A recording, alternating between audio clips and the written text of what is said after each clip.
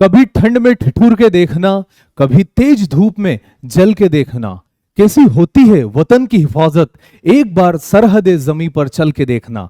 ये अल्फाज है हमारे इंडियन सोल्जर्स के और इंडियन ऑफिसर्स से, जो जिनसे मिलकर के हमारी देश की आर्म्ड फोर्स बनी है। इंडियन आर्म्ड फोर्स 3 विंग से मिलकर के बनी है, Indian air force, Indian navy और Indian army. And today in this video, in this session, we will going to learn about the Indian Air Force. आज हम इंडियन एयर फोर्स के बारे में जानेंगे। इंडियन एयर फोर्स की command, उसकी history, उसका स्ट्रक्चर और क्या तरीका है कि हम इंडियन एयर फोर्स को ज्वाइन कर सकते हैं। आप लोगों को यहां पर मेरे सामने दिखाई दे रहा होगा touch the sky with glory या फिर नभः स्पर्श दीप्तम। ये लिया गया है भगवद गीता के 11वें अध्याय से, जब कुरुक्षेत्र के अंदर भगवान कृष्ण और अर्जुन के बीच में जो बातचीत चलती है, वहां पर अर्जुन ने भगवान कृष्ण को कहा है उस जगह पर जब उनका विराट रूप आसमान को छू रहा था। और यही हमारी इंडियन एयरफोर्स का मोटो भी है। आइए आगे जानते हैं। तो 8 अक्टूबर 1932, 8 अक्टूबर 1932 मतलब आजादी के पहले, Indian air force was formed on 8 October 1932 in British India as an auxiliary air force to the royal Indian air force. जो रॉयल इंडियन एयरफोर्स थी, मतलब कि जो ब्रिटिश एयरफोर्स थी, उसकी सहायक, उसको सपोर्ट करने के लिए इंडियन एयरफोर्स का फॉर्मेशन किया गया था 8 अक्टूबर 1932 को। और उसी दिन से हम 8 अक्टूबर को इंडियन एयरफोर्स डे भी सेलिब्रेट करते हैं। ऑन 1 सितंबर 1933 मतलब एक साल बाद 1 सितंबर 1933 में Indian air force commission it's first squadron, सबसे पहला स्क्वाड्रन बनाया गया था 1933 में। वो क्या था स्क्वाड्रन, उसके बारे में हम आगे बात करेंगे। 4 Westland वापीती biplane and 5 Indian pilot से मिला करके। अब 4 वेस्टलैंड वापीती बाईप्लेन क्या होता है, देखो आपको मेरे सामने यहां पर एक प्लेन दिखाई दे रहा। इस प्लेन के अंदर 2 विंग्स है, एक विंग ऊपर है, एक विंग नीचे। तो जब इस प्रकार के विंग्स होते इसको बाईप्लेन कहा जाता है। एक होता मोनोप्लेन, एक होता बाईप्लेन। मोनोप्लेन वो होता है जो आजकल चल रहे, ये आउटडेटेड है तो इसको हटा दिया गया था क्योंकि वजन ज्यादा हो रहा था प्लेन के अंदर, तो अब मोनोप्लेन चला दिए गए हैं, बाईप्लेन हटा दिया गया था। बट उस समय पर 1933 के समय पर बाईप्लेन की भी बहुत बड़ी बात हुआ करती थी। तो 4 वेस्टलैंड बाईप्लेन और 5 इंडियन पायलट, जिनमें से एक थे सुबोत्रो मुखर्जी।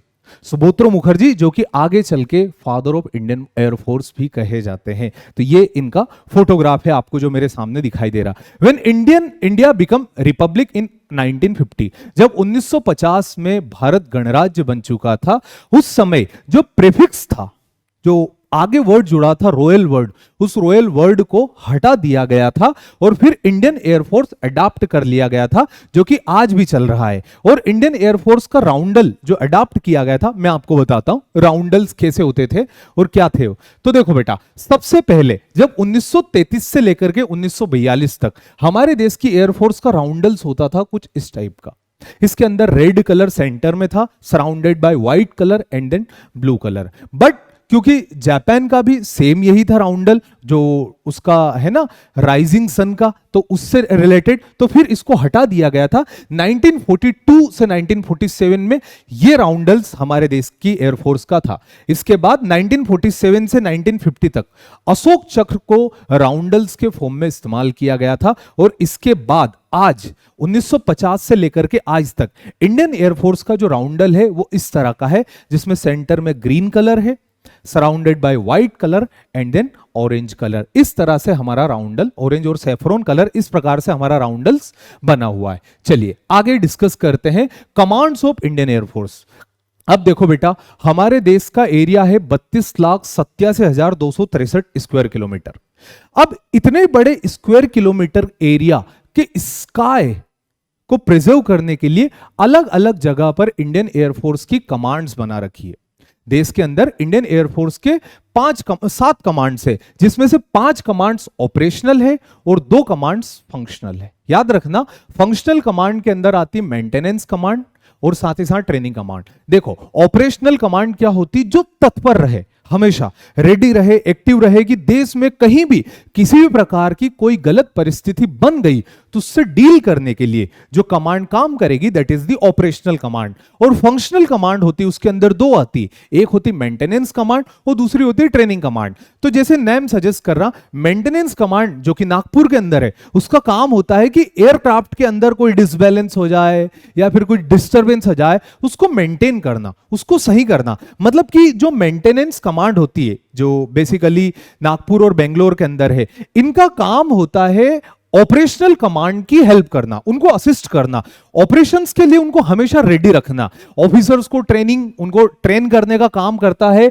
आपका ट्रेनिंग कमांड के अंदर। और हर एक कमांड जो होती है it is headed by air officer commanding in chief, जिसको एयर मार्शल भी कहा जाता है। तो आइए देखते हैं एक एक करके सारी कमांड्स को। सबसे पहले न्यू दिल्ली के अंदर मेंशन है वेस्टर्न कमांड। तो western air command is situated in new Delhi, जो कि इस पूरे इलाके की हिफाजत करता है। फिर आ जाती सेंट्रल कमांड।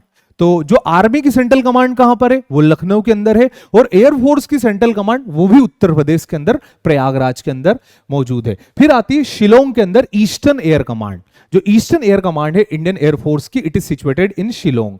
नागपुर के अंदर मेंटेनेंस एयर कमांड है, जो मैंने आपको बताया मेंटेनेंस में हेल्प करती है। बेंगलुरु के अंदर ट्रेनिंग एयर कमांड है। गांधीनगर के अंदर साउथ वेस्टर्न एयर कमांड है। एंड तिरुवनंतपुरम के अंदर सदर्न एयर कमांड है। और जो सदर्न एयर कमांड है ये हमारे देश के एक्सक्लूसिव इकोनॉमिक जोन की सुरक्षा करती है। जब मैंने आपको क्लास के अंदर ज्योग्राफी पढ़ाई थी तो मैंने आपको मेरीटाइम लॉज बताए थे। उन मेरीटाइम लॉज के अंदर United Nation convention on law of sea ने अलग अलग कानून बना रखे समुद्र के, कि पहले अगर आपको याद हो तो पहले बेस लाइन बताई थी, फिर टेरिटोरियल सी, फिर कॉन्टिग्यूअस जोन, फिर exclusive economic zone and then high sea. तो वो 200 नॉटिकल माइल्स, एक नॉटिकल माइल के अंदर होता है 1.8 किलोमीटर। तो वो जो 200 नॉटिकल माइल्स है, उन 200 नॉटिकल माइल्स की हिफाजत के लिए हमारा ये जो सदर्न एयर कमांड है ये काम करता है। So these are the 7 air commands of Indian air force, जिसके अंदर 2 मेंटेनेंस के लिए, मेंटेनेंस एंड ट्रेनिंग के लिए 2 है, और जिसको फंक्शनल कमांड बोलते हैं, और 5 जो है वो ऑपरेशनल कमांड है। आगे बढ़े, चलिए अब देख लेते हैं स्ट्रक्चर ऑफ इंडियन एयरफोर्स कि इंडियन एयरफोर्स के अंदर किस तरह का स्ट्रक्चर मौजूद होता है। सबसे पहले ऑफिसर्स कैडेट में आते हैं फ्लाइट कैडेट।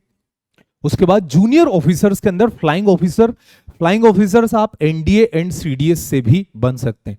उसके बाद flight lieutenant, then field senior officers की बात करें तो वहां पर squadron leader, wing commander and group captain. इसके बाद जनरल फ्लैग ऑफिसर्स की बात करें तो air commodore, air vice marshal, air marshal and air chief marshal and marshal of Indian air force. अभी प्रेजेंट डे जो हमारे इंडियन एयरफोर्स के एयर चीफ मार्शल है that is air chief marshal V R. Chaudhary ji, जो कि रिटायर होने वाले हैं। और नए एयर चीफ मार्शल जो कि अपॉइंट होने वाले, जो अभी एयर मार्शल है, जो हमारे नए एयर चीफ मार्शल बनेंगे वो है एयर मार्शल अमरप्रीत सिंह, जो आगे चल के एयर चीफ मार्शल बनने वाले हैं, अपॉइंट हो चुके हैं। ठीक है, so this is the structure of Indian air force from flight cadet to the marshal of Indian air force. इस तरह से पूरी हायरार्की बनी होती है। आगे डिस्कस करते हैं and roles and responsibility of Indian air force. क्या रोल्स होते हैं, क्या हमेशा सिर्फ इंडियन एयरफोर्स का काम होता है दुश्मनों को नेस्तो नाबूद करना, उनकी टेरिटरी को डिस्ट्रॉय करना? इसके अलावा भी इंडियन एयरफोर्स के बहुत सारे काम होते हैं। Let's understand. सबसे पहला, safe guard the territory and national interest. ये तो सबसे इंपॉर्टेंट है कि हमारे देश की सुरक्षा करना और सारी चीजें जो हमारे देश की हो, हमारे देश से ताल्लुकात रहे, उन सभी की सुरक्षा करना, हमारे देश की एयर की सुरक्षा करना, ये इंडियन एयरफोर्स का काम होता है। Provide air support during the war. जब जंग छिड़ जाती, जब युद्ध होता है, उस युद्ध के दरमियान एयर सपोर्ट प्रोवाइड करना। जो 1947 की 1947 का जो भारत और पाकिस्तान का वॉर हुआ था, उसमें एयरफोर्स का बहुत इंपॉर्टेंट रोल है। देखो बेटा, ऐसा नहीं है कि that Indian air force is superior या फिर कोई दूसरा ऐसा जो कम सुपीरियर हो, नहीं। ये तीनों बस ऐसा समझ लो एक शरीर का हिस्सा है। ये तीनों की तीनों, इंडियन आर्मी, इंडियन एयरफोर्स और इंडियन नेवी। ऐसे समझ लो, इंडियन आर्मी अगर दिल है तो इंडियन एयरफोर्स शरीर है और इंडियन नेवी इस पूरे बॉडी के अंदर बहने वाला रक्त। इसी तरह से तीनों एक दूसरे के साथ है। वो आपने हिंदी मूवी का डायलॉग सुना होगा ना, हम ही हम हैं तो क्या हम हैं, तुम ही तुम हो तो क्या तुम हो, हम भी हम हैं तुम भी तुम हो, बट हम दोनों एक दूसरे से हैं। बिल्कुल वही बात है। तो providing air support during the war, जब वॉर होता है तो इंडियन आर्मी को, इंडियन नेवी को, इनको सपोर्ट प्रोवाइड करने का काम भी एयरफोर्स करता है। Handle satellite imagery and intelligent, जो सैटेलाइट से इमेज प्रोवाइड होती है उन इमेज को हैंडल करना, उनके थ्रू इंफॉर्मेशन निकालना, किसी भी पर्टिकुलर एरिया की, जिस पर्टिकुलर एरिया की इंफॉर्मेशन उनको निकालना होता है, तो उस पर्टिकुलर एरिया के इंफॉर्मेशन निकालना with the help of satellite imaginary. Rescue and evacuate civilian during the disaster, जब डिजास्टर हो जाता, आप सभी लोगों ने देखा है कि हमारा जो देश है वो सातवां सबसे बड़ा देश है विश्व का।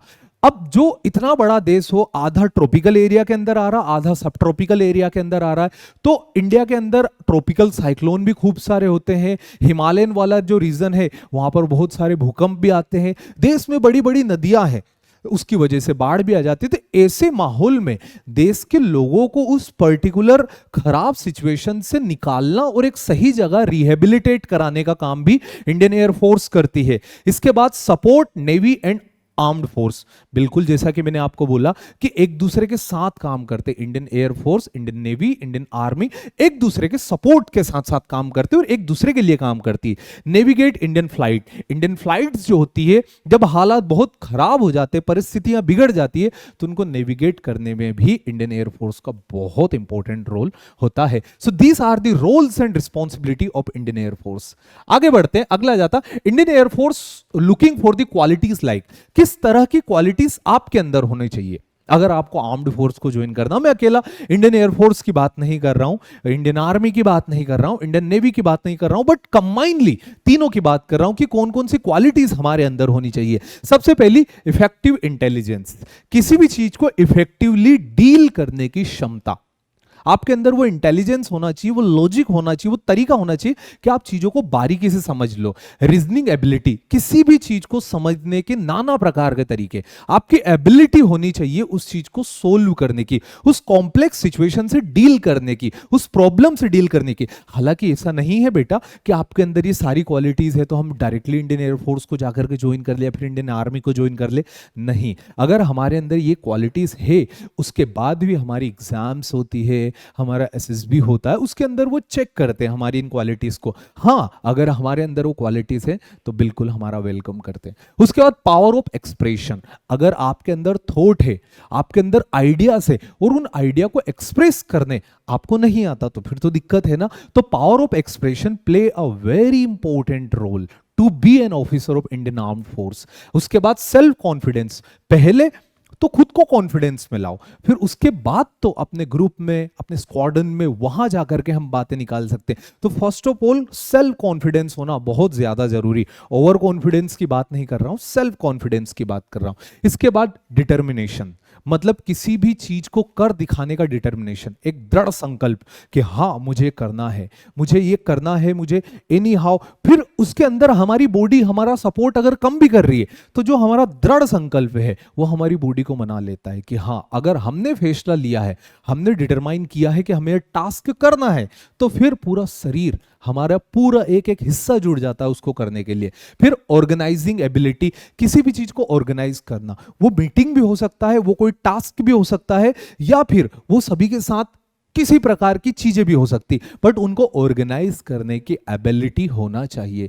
इनिशिएटिव, किसी भी अच्छे काम को करने का इनिशिएटिव होना चाहिए। साथ ही साथ करेज, किसी भी का, ये तो मतलब मुझे डिस्कस ही नहीं करना चाहिए। अगर हम आर्म्ड फोर्स की प्रिपरेशन कर रहे हैं और हमारे अंदर अगर करेज नहीं है तो फिर सवाल नहीं उठता। तो करेज यानी साहस का होना बहुत ज्यादा जरूरी है। कोऑपरेशन, यहां इंडिविजुअल हीरोइज्म दिखा करके कुछ नहीं होता बेटा, कोऑपरेट करके हमारे ग्रुप में सभी को बराबरी दे, सभी के साथ काम करे, तब जाकर के हम उस लायक है। एंड सेंस ऑफ रिस्पॉन्सिबिलिटी, देखो बेटा हमारे हाथ में, आप इतना समझ लीजिए, बहुत, आप खुद जानते होंगे, न्यूज के अंदर सुनते, बहुत महंगे महंगे फाइटर जेट दिए जाते हैं, बड़ी महंगे महंगे इक्विपमेंट्स होते हैं, मशीनरीज होती है, उनका सदुपयोग, उनको रिस्पॉन्सिबिलिटी के साथ चलाना हमारे हाथ में ये देश है। हमारे हाथ में ये पूरा लोग है, पूरे लोग है। आप समझिए ना कि आपने हमेशा सुना होगा कि घर के अंदर लोग आराम से चैन की नींद सोते हैं। पता क्यों? क्योंकि responsibility Indian soldiers, Indian officers के हाथ में है। तो सेंस होना चाहिए हमारे अंदर रिस्पॉन्सिबिलिटी का। वो रिस्पॉन्सिबिलिटी अगर हमारे अंदर होगी तो हम इस तरह की चीजों को बखूबी निभा लेंगे। तो ये क्वालिटीज होती है एक इंडियन एयरफोर्स के कैडेट के अंदर। How can we join the Indian air force? तो इंडियन एयरफोर्स को ज्वाइन करने के बहुत आसान तरीके। एक तो आप अग्निवीर के थ्रू भी इंडियन एयरफोर्स को ज्वाइन कर सकते हो।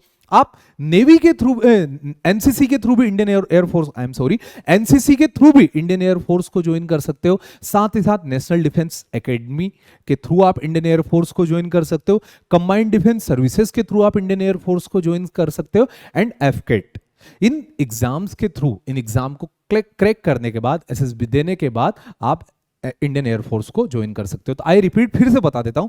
पहला अग्निवीर के थ्रू कर सकते हैं, दूसरा एनसीसी के थ्रू कर सकते हैं, तीसरा national defence academy, combined defence services and AFCAT. इनके थ्रू हम इंडियन एयरफोर्स को ज्वाइन कर सकते हैं। So this was all about Indian air force, जिसके अंदर हमने इंडियन एयरफोर्स की हिस्ट्री, उसके राउंडल्स, फिर उसकी कमांड, उसका स्ट्रक्चर, ठीक है, ये सारी की सारी चीजें जानी। और मिलते हैं अगले वीडियो के अंदर और जानेंगे हमारी इंडियन आर्म्ड फोर्स के किसी दूसरे विंग के बारे में। टेक केयर, जय हिंद।